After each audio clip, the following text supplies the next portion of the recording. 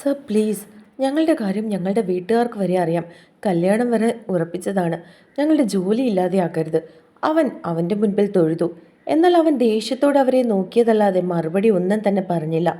അയാൻ പെട്ടെന്ന് പ്രായമായ ഒരു മനുഷ്യൻ്റെ വിളി പുറകിൽ നിന്നും കേട്ടതും അവരെല്ലാവരും ഒരുപോലെ തിരിഞ്ഞു നോക്കി. ഒരു വെളുത്ത മനുഷ്യൻ, താടിയും മുടിയൊക്കെ നരച്ചിട്ടുണ്ട്. ഒരു പാൻറ്റും ഇൻ ചെയ്ത ഷർട്ടുമാണ് വേഷം. എല്ലാവരും കൂടി നിൽക്കുന്നത് കണ്ട് അയാൾ അവിടേക്ക് വന്നു. ദേ, ഇതാണ് അയാൻ സാറിൻ്റെ അച്ഛൻ വിനയചന്ദ്രൻ. സ്റ്റാഫുകളിൽ ഒരാൾ പറഞ്ഞു. അയാൾ അവരുടെ അടുത്തേക്ക് നടന്നു വന്നു. എന്താ അയാൻ ഇത്? എന്താ ഇവിടെ പ്രശ്നം? അയാൾ സംശയത്തോടെ അവരെ എല്ലാവരെയും നോക്കി ചോദിച്ചു. സർ, ഞങ്ങളെ ഈ ജോലിയിൽ നിന്നും പറഞ്ഞു വിടരുതെന്ന് അയാൻ സാറിനോട് ഒന്ന് പറയണം. ഞങ്ങളുടെ വിവാഹം രണ്ട് വീട്ടിലും ഉറപ്പിച്ചു വെച്ചിരിക്കുകയാണ്. ആ സ്വാതന്ത്ര്യത്തിലാണ് ഞങ്ങൾ പരസ്പരം ചിരിച്ച് സംസാരിച്ചത്. മറ്റൊരു തെറ്റ് ഞങ്ങൾ ചെയ്തിട്ടില്ല. ആ പയ്യൻ തൊഴുതുകൊണ്ട് അയാളുടെ മുഖത്തേക്ക് നോക്കി പറഞ്ഞു. അതിനിപ്പോൾ എന്താ സംഭവിച്ചത്? നിങ്ങളുടെ വിവാഹം നിശ്ചയിച്ചു എന്ന് പറഞ്ഞ് അയാൻ എന്തിനാ നിങ്ങളെ ജോലിയിൽ നിന്നും പറഞ്ഞു വിടുന്നത്? നിങ്ങൾ പരസ്പരം വിവാഹം ഉറപ്പിച്ചോ അല്ലാതെയോ സംസാരിക്കുന്നതിന് എന്താ ഇപ്പോൾ കുഴപ്പം? അയാൾ സംശയത്തോടെ അവരോട് ചോദിച്ചു. ഞങ്ങൾക്കറിയില്ല സർ. ഇന്നിവളുടെ ബർത്ത്ഡേ ആയിരുന്നു. ഞാനിവൾക്കൊരു സർപ്രൈസ് ഗിഫ്റ്റ് കൊടുത്തതാണ്. അപ്പോൾ ഒന്ന് സംസാരിച്ചു. അപ്പോഴാണ് അയാൻ സാർ വന്നത്. ഞങ്ങളെ രണ്ടുപേരെയും ജോലിയിൽ നിന്ന് പറഞ്ഞു വിടുമെന്നാണ് സാറ് പറയുന്നത്. പ്ലീസ് സർ, ഞങ്ങളുടെ രണ്ടുപേരുടെയും കുടുംബം കൊണ്ടുപോകുന്നത് ഞങ്ങളാണ്. ജോലി പോയി കഴിഞ്ഞാൽ പിന്നെ ഞങ്ങൾക്ക് മറ്റൊരു ജോലി ഇവിടെ കണ്ടെത്തുക എന്നുള്ളത് പ്രയാസമാണ്. പിന്നെ ഞങ്ങൾക്ക് ഈ നാട്ടിൽ പോലും നിൽക്കാൻ കഴിയില്ല. അവൻ അയാളെ നോക്കി സങ്കടത്തോടെ പറഞ്ഞു. അതൊക്കെ കേട്ടതും അയാൾ ദേഷ്യത്തോടെ അവരെ എല്ലാവരെയും ഒന്ന് നോക്കിയതിനു ശേഷം ക്യാബിനിലേക്ക് കയറിപ്പോയി. നിങ്ങൾക്ക് ആർക്കും ജോലി നഷ്ടപ്പെടില്ല. അവനെ ഞാൻ പറഞ്ഞ് മനസ്സിലാക്കിക്കോളാം. എല്ലാവരും പോയി അവരവരുടെ ജോലി ചെയ്യാൻ നോക്ക്. അയാൾ അവരെ എല്ലാവരെയും നോക്കി പറഞ്ഞു. അത് കേട്ടതും അവരെല്ലാവരും പരസ്പരം നോക്കിയതിനു ശേഷം അവരവരുടെ സീറ്റിലേക്ക് മടങ്ങിപ്പോയി. അയാൾ ദേഷ്യത്തോടെ അവൻ്റെ ക്യാബിനിലേക്ക് നടന്നു. അയാൾ ചെന്നപ്പോൾ അവൻ അതേ ദേഷ്യത്തോടെ തന്നെ എന്തോ ആലോചിച്ചിരിക്കുകയായിരുന്നു. നിനക്ക് എന്താണ് അയാൻ? ആരെങ്കിലും രണ്ടുപേര് പ്രേമിക്കുന്നത് കാണുമ്പോൾ നീ എന്തിനെങ്കിലും ദേഷ്യപ്പെടുന്നത്? നമുക്ക് പറയാൻ കഴിയുമോ അവരോട് പരസ്പരം ഇഷ്ടപ്പെടേണ്ട എന്ന്? അതിനെന്ത് അവകാശമാണ് നിനക്കുള്ളത്? അയാൾ ദേഷ്യത്തോടെ അവനോട് ചോദിച്ചു. അച്ഛനോട് ഞാൻ അന്നേ പറഞ്ഞതാണ് പെണ്ണുങ്ങളെ ഒന്നും ഇവിടെ ജോലിക്ക് വെക്കേണ്ട എന്ന്. അപ്പോൾ അച്ഛനല്ലായിരുന്നോ വാശി? പെൺകുട്ടികൾക്കും അവരുടെ കരിയർ ബിൽഡ് ചെയ്യണമെന്നൊക്കെ. എന്നിട്ടിപ്പോൾ കണ്ടില്ലേ, ഇവളുമാർക്കൊക്കെ പ്രേമിക്കണമെന്നുള്ള ഒറ്റ ചിന്ത മാത്രമേ ഉള്ളൂ. വെറുതെ ആമ്പിള്ളേരെ കൂടി വഴിതെറ്റിക്കാനായിട്ട് കുറേ എണ്ണം ഇറങ്ങിക്കോളും. അവൻ ദേഷ്യത്തോടെ അയാളെ നോക്കി പറഞ്ഞു. പെണ്ണുങ്ങളെ എല്ലാവരും കുറ്റം പറയുമ്പോൾ നീ ഒരു കാര്യം കൂടി ഓർക്കണം അയാൻ. നിനക്കും ഒരു അമ്മയുണ്ട്, ഒരു ഏട്ടത്തിയുണ്ട്. നീ പറഞ്ഞ പെണ്ണുങ്ങളുടെ കൂട്ടത്തിൽ അവരും പെടുന്നുണ്ട്. അയാൾ അവനെ നോക്കി പറഞ്ഞതും അവന് തിരികെ പറയാൻ മറുപടി ഒന്നും ഉണ്ടായിരുന്നില്ല. എല്ലാ കാര്യത്തിനും നീ എന്തിനാ പെൺകുട്ടികളെ മാത്രം എപ്പോഴും കുറ്റം പറയുന്നത്? ആൺകുട്ടികൾ അവരോട് പ്രണയം പറയുന്നത് കൊണ്ടല്ലേ പരസ്പരം അവർ ഇഷ്ടപ്പെടുന്നത്. എല്ലാം പെൺകുട്ടികളുടെ മാത്രം തെറ്റാണോ? അല്ലെങ്കിൽ തന്നെ പരസ്പരം ഇഷ്ടപ്പെട്ടാൽ എന്താ? നിനക്കങ്ങനെ സംഭവിച്ചു എന്ന് കരുതി എല്ലാവരും ഇപ്പോൾ അങ്ങനെയാകണമെന്നുണ്ടോ? അയാൾ ദേഷ്യത്തോടെ ചോദിച്ചു. അതിനും അവൻ മറുപടി ഒന്നും പറഞ്ഞതുമില്ല, മിണ്ടിയതുമില്ല. നീ ഇന്നലെ പറഞ്ഞിരുന്നില്ലേ നിനക്കൊരു സെക്രട്ടറിയുടെ ആവശ്യമുണ്ടെന്ന്. അതിലേക്ക് ആരെങ്കിലും കിട്ടിയോ? അവൻ മിണ്ടാതെ ഇരിക്കുന്നത് കണ്ടതും അയാൾ സംശയത്തോടെ അവനോട് ചോദിച്ചു. ഇല്ല, ഞാനത് മെയിൽ സൊള്ളിയാണ് ഇട്ടത്. ഒന്ന് രണ്ട് പേര് വന്നു. പക്ഷേ അവരുടെ ആറ്റിറ്റ്യൂഡൊന്നും എനിക്ക് ഇഷ്ടപ്പെട്ടില്ല. അതുകൊണ്ട് അവർ രണ്ടുപേരെയും വേണ്ടെന്ന് വെച്ചിട്ടുണ്ട്. ഇനി ആരെങ്കിലും നോക്കണം. അവൻ അയാളെ നോക്കി മറുപടി പറഞ്ഞു. ആൺകുട്ടികളെ മാത്രം എടുക്കാതെ പെൺകുട്ടികൾക്ക് കൂടി അവസരം കൊടുക്കാൻ. അവർക്കും ഭാവി വേണ്ടേ? അയാൾ അവനെ നോക്കി പറഞ്ഞതും അവൻ വേണ്ട എന്നുള്ള അർത്ഥത്തിൽ താല്പര്യമില്ലാത്തതുപോലെ അയാളുടെ മുഖത്തേക്ക് നോക്കി. ഞാൻ പറയുന്നത് കേൾക്കയാൻ. ഒരുപാട് പെൺകുട്ടികൾ ജോലി തേടി ദുബായിൽ വന്നിട്ടുണ്ട്. നമ്മുടെ കമ്പനിയുടെ പ്രധാന മോട്ടീവ് തന്നെ അതല്ലേ, പഠിച്ച കുട്ടികൾക്ക് ഒരു ജോലി കൊടുക്കുക എന്നുള്ളത്. അതുകൊണ്ടാണ് ഞാൻ പറയുന്നത്. ഒരുപാട് പെൺകുട്ടികൾ സ്വന്തം നിലനിൽപ്പിന് വേണ്ടി ജോലി അന്വേഷിച്ച് ഇവിടേക്ക് വന്നിട്ടുണ്ട്. അവരെ ആരെയെങ്കിലും നിനക്ക് ഇഷ്ടപ്പെടുവാണെങ്കിൽ മാത്രം എടുത്താൽ മതി. അയാൾ അവൻ്റെ മുഖത്തേക്ക് നോക്കി പറഞ്ഞു. എനിക്ക് അതിനോടൊന്നും താല്പര്യമില്ല അച്ഛാ. എന്നെ നിർബന്ധിക്കണ്ട. എനിക്ക് സെക്രട്ടറി ആയിട്ട് ഒരു പെണ്ണിൻ്റെ ആവശ്യമില്ല. അവൻ മറുപടി പറഞ്ഞു. അയാൻ, നീ അവളെ പ്രേമിച്ചതും നിങ്ങൾ പരസ്പരം ഒരു ബിസിനസ് തുടങ്ങിയതും എല്ലാം നിന്റെ മാത്രം താല്പര്യമായിരുന്നു. നിങ്ങളെല്ലാം അതിനെ എതിർത്തിട്ടും നീ അതിൽ നിന്നും പിന്മാറാൻ തയ്യാറായില്ല. അവസാനം എന്താ സംഭവിച്ചതെന്ന് നിനക്കറിയാലോ അല്ലേ? അതുകൊണ്ട് ഞങ്ങളുടെ വാക്കിന് കുറച്ചെങ്കിലും നീ വില കൽപ്പിക്ക്, അയാൾ പറഞ്ഞു. അതിന് തിരികെ മറുപടി ഒന്നും പറയാൻ കഴിയാത്തത് കൊണ്ട് തന്നെ അവൻ അയാളോട് മറുത്തൊന്നും പറയാൻ പോയില്ല. ആമി, ഞങ്ങൾക്കെല്ലാവർക്കും അറിയാം നഷ്ടപ്പെട്ടത് നിനക്കാണെന്ന്. പക്ഷെ മോളെ, എത്രയെന്നും പറഞ്ഞാൽ നീ ഇങ്ങനെ ഇരിക്കുന്നത്? നീ നിൻ്റെ അമ്മയുടെ മുഖത്തേക്കൊന്ന് നോക്ക്. നിന്നെക്കുറിച്ചുള്ള ആവലാതിയും വിഷമവും മാത്രം ആ അമ്മയുടെ മുഖത്ത്. അവൻ എഴുന്നേറ്റതിന് ശേഷം അവളുടെ മുഖത്തേക്ക് നോക്കി പറഞ്ഞതും അവൾ അതിന് മറുപടി ഒന്നും പറഞ്ഞില്ല. ഞാൻ നിന്നോട് വേറൊരു കാര്യം കൂടി പറയാനാണ് വന്നത്, അവൻ പറഞ്ഞതും അവൾ എന്താണെന്നുള്ള അർത്ഥത്തിൽ അവൻ്റെ മുഖത്തേക്ക് നോക്കി. ഞാൻ അടുത്ത ആഴ്ച ദുബായിലേക്ക് പോകും. നിന്നെ കൂടെ കൊണ്ടുപോകാനാണ് എൻ്റെ തീരുമാനം. നീ പഠിച്ച കുട്ടിയല്ലേ, ജോലിക്കൊക്കെ പോയി തുടങ്ങുമ്പോൾ കുറച്ചൊക്കെ മനസ്സിനൊരു ആശ്വാസമാകും. ടിക്കറ്റും വിസയൊക്കെ ഞാൻ എടുത്തോളാം. അവൻ അവളെ നോക്കി പറഞ്ഞു. അവൾ മറുപടി ഒന്നും പറഞ്ഞില്ല. അവളുടെ ആ ഇരിപ്പ് അവന് സഹിക്കാൻ കഴിയുന്നില്ലായിരുന്നു. അതുകൊണ്ട് തന്നെ അതൊന്നും കാണാൻ കഴിയാതെ അവനൊന്നും മിണ്ടാതെ ആ മുറിയിൽ നിന്നും ഇറങ്ങി. അവൻ താഴേക്ക് ഇറങ്ങി ചെന്നതും അവളുടെ മമ്മി ഒരു ഗ്ലാസ് വെള്ളവുമായി അവൻ്റെ അടുത്തേക്ക് വന്നു. അവൻ അവരെ ഒന്ന് നോക്കിയിട്ട് വാഷ് ബേസിൻ്റെ മുന്നിലേക്ക് ചെന്ന് നിന്നു. പിന്നെ കണ്ണാടിയിൽ നോക്കിയിട്ടൊന്ന് മുഖം കഴുകി. ടവലിൽ മുഖം തുടച്ചതിന് ശേഷം അവൻ അവരുടെ അടുത്തേക്ക് വന്ന് അവരുടെ കയ്യിൽ നിന്നും വെള്ളം വാങ്ങി. മോളെന്തേലും സംസാരിച്ചോ മോനെ? അവർ സംശയത്തോട് ചോദിച്ചു. സംസാരിച്ചമ്മേ. അവള് അളിയൻ്റെ കാര്യം മാത്രമാണ് പറയുന്നത്. അവളെ ഇനിയും അങ്ങനെ മുറിയിൽ തന്നെ വിടാനാണെങ്കിൽ ചിലപ്പോൾ അവളുടെ സമനില തെറ്റും. ഞാൻ അവളോട് ദുബായിലേക്ക് പോകുന്ന കാര്യം ജസ്റ്റ് സൂചിപ്പിച്ചിട്ടുണ്ട്. അവൻ അവരെ നോക്കി പറഞ്ഞു. എന്നിട്ട് അവൾ എന്തെങ്കിലും മറുപടി പറഞ്ഞോ?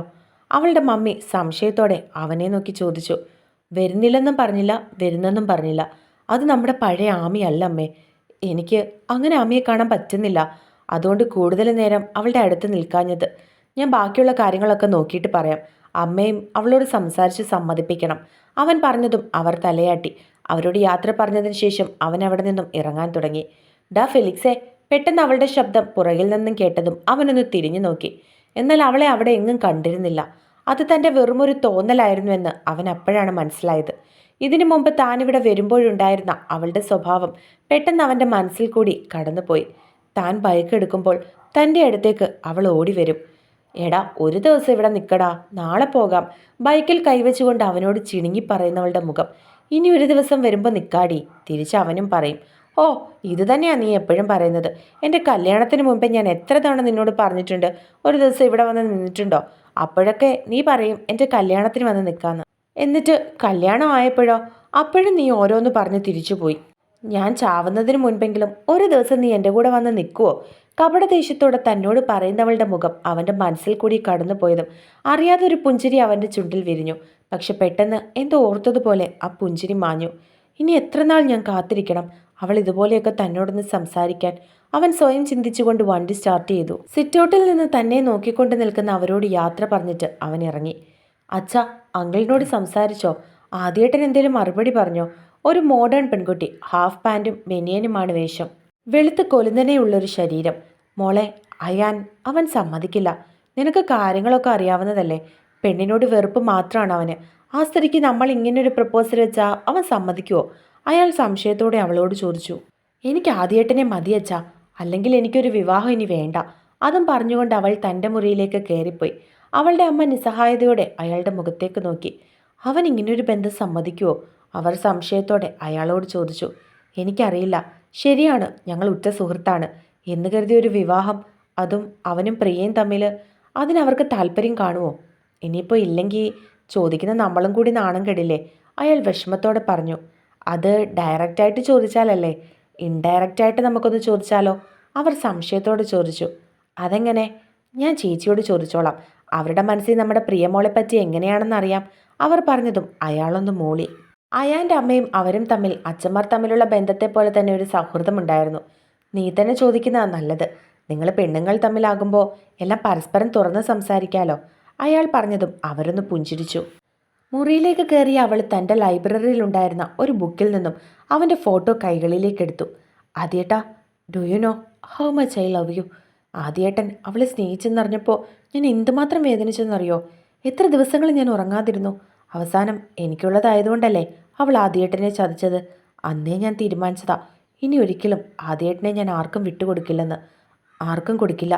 ആ മനസ്സിൽ ഇനിയൊരു പെണ്ണിന് സ്ഥാനമുണ്ടെങ്കിൽ അതെനിക്ക് മാത്രമായിരിക്കും, എനിക്ക് മാത്രം. അവൾ പറഞ്ഞുകൊണ്ട് ആ ഫോട്ടോയിലേക്ക് ചുംബിച്ചു. ശേഷം അവൻ്റെ ഫോട്ടോ അവളുടെ നെഞ്ചോട് ചേർത്ത് പിടിച്ചുകൊണ്ട് അവൾ കട്ടിലിലേക്ക് കിടന്നു. മോളെ. അവൻ പോയതും അവർ അവളുടെ മുറിയിലേക്ക് ചെന്ന് അവളെ വിളിച്ചു. അവൾ ദയനീയമായി അവരുടെ മുഖത്തേക്ക് നോക്കി. ഫെലിക്സ് മോളോട് എന്തേലും പറഞ്ഞോ? അവർ ചോദിച്ചതും അവൾ ഒന്നും മിണ്ടാതെ തന്നെ അവരുടെ മുഖത്തേക്ക് നോക്കിയിരുന്നു. അവൻ മോളുടെ ഈ വിഷമമൊക്കെ ഒന്ന് മാറാൻ വേണ്ടിയാ അങ്ങനെയൊക്കെ. അവിടെ ചെന്ന് ഒരു ജോലിയൊക്കെ ആകുമ്പോൾ മോളുടെ ഈ വിഷമത്തിൽ നിന്നും ഒരയവ് കിട്ടും. ഇതിപ്പോൾ മോൾ ഒന്നിലും ഇങ്ങനെ ഏർപ്പെടാതെ ഇങ്ങനെ ആലോചിച്ചുകൊണ്ടിരിക്കുമ്പോൾ മോൾക്ക് ആ വിഷമം കൂടുതലായിട്ട് വരുന്നത്. എന്തെങ്കിലും കാര്യത്തിലൊക്കെ ഏർപ്പെടുമ്പോൾ ചിലപ്പോൾ അവർ ബാക്കി പറയാതെ വിഷമത്തോടെ അവളുടെ മുഖത്തേക്ക് നോക്കി. അങ്ങനെ പോയാൽ എനിക്ക് എൻ്റെ ഇച്ചായനെ മറക്കാൻ പറ്റുമോ മമ്മി? അങ്ങനെയാണോ? ഇച്ചായൻ എന്നെയും ഞാൻ ഇച്ചായനെ സ്നേഹിച്ചത്. എൻ്റെ ജീവൻ ഈ ശരീരത്തിൽ നിന്ന് പോകുന്നത് വരെയും എനിക്ക് എൻ്റെ ഇച്ചാനെ മറക്കാൻ കഴിയില്ല. അതിന് എന്ത് ചെയ്താണെങ്കിലും എനിക്ക് പറ്റില്ല. അവൾ അവരുടെ മുഖത്തേക്ക് നോക്കി പറഞ്ഞതും അതിനെതിർത്തൊരു വാക്കുപോലും പറയാൻ കഴിയാതെ അവരവിടെ നിന്നും ഇറങ്ങി. അവൻ അതുപോലെയാണ് അവളെ നോക്കിയിരുന്നതെന്ന് അവർക്ക് നന്നായിട്ട് അറിയായിരുന്നു.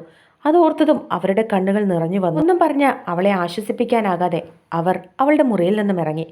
ഡ്രൈവിങ്ങിനിടയിലാണ് ഫെലിക്സിനൊരു കോൾ വന്നത്. അവൻ ബൈക്ക് സൈഡിലേക്ക് ഒതുക്കിയതിനു ശേഷം പോക്കറ്റിൽ നിന്നും ഫോൺ എടുത്ത് നോക്കി. ആമിക്കുട്ടി എന്ന് കണ്ടതും അവൻ സംശയത്തോടെ ഫോൺ എടുത്ത് തൻ്റെ ചെവിയിലേക്ക് വെച്ചു. ആമി, അവൻ സംശയത്തോടെ വിളിച്ചു. ഞാൻ ഞാൻ വരുന്നില്ലടാ. എനിക്കതിനൊന്നും കഴിയും തോന്നുന്നില്ല. ഒരു ജോലിക്കിരിക്കുമ്പോൾ ശരീരം മാത്രം പോരല്ലോ അവിടെ, മനസ്സും അവിടെ തന്നെ വേണം. എനിക്കത് പറ്റില്ല. നീ പോയിട്ട് വാ. ഞാനിവിടെ എങ്ങനെയെങ്കിലും കഴിച്ചു കിട്ടിക്കോളാം. എൻ്റെ മനസ്സിൽ നിന്ന് ഒരിക്കലും ഇച്ചായൻ പോകുമെന്ന് എനിക്ക് തോന്നുന്നില്ല. ഫെലിക്സ്, എൻ്റെ ഇച്ചായൻ്റെ ഓർമ്മകൾ എന്നിൽ നിന്നും പോകാതെ എനിക്ക് ഒന്നിനും പറ്റില്ല. ഞാൻ വന്നാൽ അത് നിനക്ക് കൂടി ഒരു ബാധ്യതയാകും. അതൊന്നും വേണ്ട. എൻ്റെ ഇച്ചായൻ്റെ ഓർമ്മകളിൽ ഞാനിവിടെ എങ്ങനെയെങ്കിലും കഴിഞ്ഞോളാം. ആർക്കെങ്കിലും ഞാൻ ബാധ്യതയാണെന്ന് തോന്നുവാണെങ്കിൽ ഞാനും പൊയ്ക്കോളാം. അത് പറഞ്ഞ് അവസാനിപ്പിക്കുമ്പോൾ അവൾ വിതുമ്പി. ആമി, അവൻ ദേഷ്യത്തോടെ വിളിച്ചു. അവസാനം അവൾ പറഞ്ഞ വാക്കുകൾ അതവന് സഹിക്കാൻ കഴിഞ്ഞില്ല. അതിന് മറുപടി ഒന്നും പറയാതെ അവൾ പൊട്ടിക്കരഞ്ഞു. നീ എത്ര നാൾ ഇങ്ങനെ ഇരിക്കും? ജീവിതകാലം മുഴുവനോ? നിനക്ക് എത്ര വയസ്സുണ്ട് ആമി? എത്ര വയസ്സ് വരെ നീ ജീവിക്കേണ്ടവളാ? ഇത്ര നീ പഠിച്ചത് പിന്നെന്തിനാ? ഇങ്ങനെ കരഞ്ഞുകുത്തി ഇരിക്കാനാണോ? നീ ഇങ്ങനെ കരഞ്ഞുകൊണ്ടിരുന്നാൽ മരിച്ചുപോയവർ തിരിച്ചു വരുമോ? ഇല്ലല്ലോ. മറിച്ച് നീ ചെയ്യുന്ന കാര്യങ്ങൾ നിന്റെ ചുറ്റിനും ജീവിച്ചിരിക്കുന്നവരെ കൂടിയാണ് അത് ബാധിക്കുന്നത്. അവരെ എല്ലാവരെയാണ് നീ വിഷമിപ്പിച്ചുകൊണ്ടിരിക്കുന്നത്. നീ എന്താ കരുതിയത്? ജീവിതം അവസാനിപ്പിച്ച് എല്ലാവരിൽ നിന്നും പോയാൽ ഞങ്ങൾക്കൊക്കെ അത് സന്തോഷം തരുമെന്നാണോ? നിന്റെ പപ്പ മരിച്ചിട്ട് നിന്റെ മമ്മി ജീവിച്ചത് നിന്റെ ശവം കാണാനാണോടി? അവൻ ദേഷ്യത്തോടെ അവളോട് ചോദിച്ചു. അതിനവൾ മറുപടി ഒന്നും പറഞ്ഞില്ല. അത് മനസ്സിലായതും അവൻ പെട്ടെന്ന് കണ്ണുകളൊന്ന് അടച്ചു തുറന്നു. അവൾ അങ്ങനെ ഇരുന്ന് കാണുന്നത് തനിക്കൊട്ടും ഇഷ്ടമല്ലാത്തത് കൊണ്ടാണ് താൻ ഇങ്ങനെയൊരു തീരുമാനം പറഞ്ഞത്. എന്നാൽ അവൾ അതൊന്നും മനസ്സിലാക്കാതെ സംസാരിക്കുന്ന കേട്ടപ്പോൾ അവന് ദേഷ്യം വന്നിരുന്നു. എന്നാൽ അവളുടെ നിശബ്ദത അറിഞ്ഞതും അവൻ്റെ ദേഷ്യം അതിൽ അലിഞ്ഞു തീർന്നു.